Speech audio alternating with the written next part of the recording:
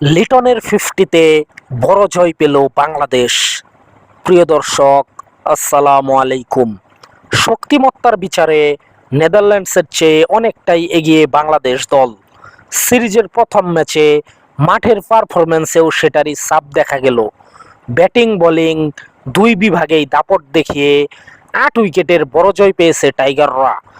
এই জয়ে সিরিজে 1-0-তে এগিয়ে গেল লিটন দাসের দল।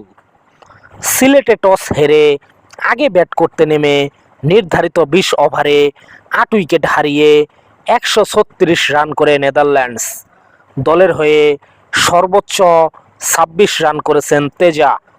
বাংলাদেশের হয়ে 28 রানে 4 উইকেট শিকার করে সেরা বোলার তাসকিন। জবাবে খেলতে নেমে 13 ওভার 3 বলে 2 উইকেট হারিয়ে জয়ের বন্দরে পৌঁছে যায় বাংলাদেশ। দলের হয়ে 50 করেন লিটন দাস।